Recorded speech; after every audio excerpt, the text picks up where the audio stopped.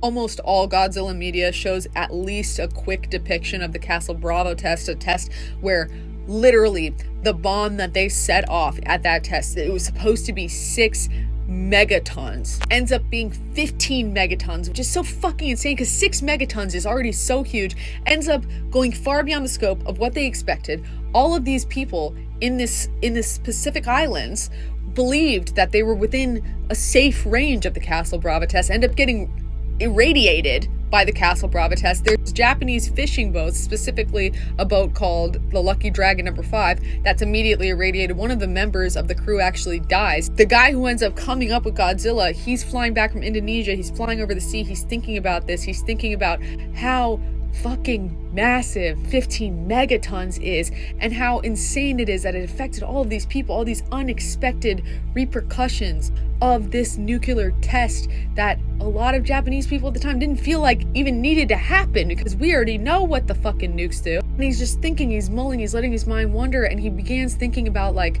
if it had that great of an effect on the surface, like, imagine what it was doing under the water. Like, we don't even know that much about the sea. Like, imagine if it had just disturbed some sort of prehistoric beast, and now there's this completely unforeseeable ripple effect because of this testing. That is how Godzilla was born. Then you contrast that, you look at American media and our comic books, specifically our superheroes. There's a lot of people who are exposed to some sort of toxic waste, some radioactive waste. There's even like literal superheroes that are within the blast radius of an atomic bomb as a normal civilian and then become super because of exposure to that bomb, and it makes them great, it makes them powerful, it makes them heroic, it makes them strong, it makes them respected. And it's interesting because those are two perspectives on a single event that are so deeply informed by what side you're on of that experience. I was talking the other day and it did some numbers on Threads, and